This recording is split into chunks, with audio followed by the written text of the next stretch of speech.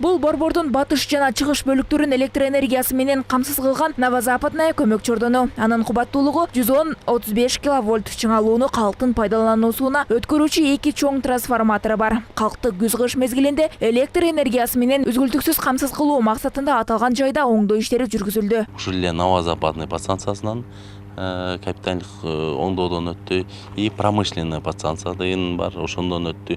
Аламидин ушул 3 подстанция бардыгы тең ушу аймактагы Бишкек борбордук калабызды биз жарык берип турган подстанцияларда.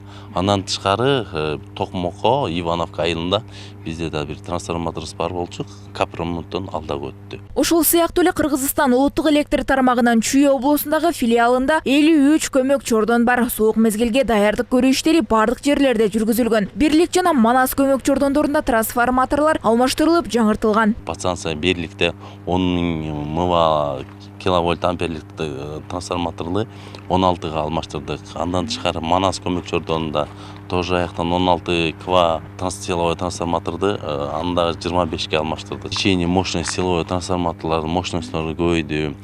Проводдордун сеченияларынын мунун өткөрүмдүүлүгү деп коет. Например, былтыркы салыштырмалуу 95 деп жаңы эле айтып өтпөдүкпү?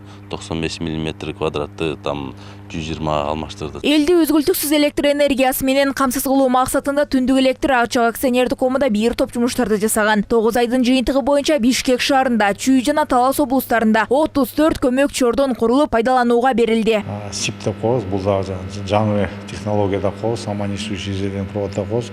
Ошондо тартып азыр ошо иш кылып атабыз. Азыркы учурда 400 километрге жакындап калдык ошонун баарын жасаган. Андан сырткары жаңы кабелдер тартып атабыз. Ремонт боюнча азыр мына 9 ай жыйынтыгы менен планга бекитилген, пландалган ремонттон калуу жок. Белгилей кетсек, электр тогунун басымдуу бөлүгү Токтогул КЭСине өндүрүлөт. Кыш мезгилине даярдануу үчүн бардык КЭСтер тиешелүү оңдоодон өткөрүлдү. Негизги жабдуулардын оңдоп түзүү иштери каралган. Азыр негизги бүт оңдоп түзүү иштери аяктоодо. Суу боюнча биринчи октябрга карата 15 миллиард 200 миллион суу көлөмүндө топтош керек Токтогул суу сактагычында.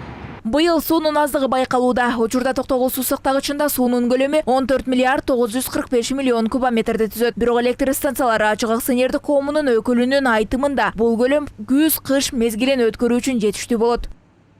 Айсулу Асанова, Аскар Маратов, ЛТР, Бишкек шаары.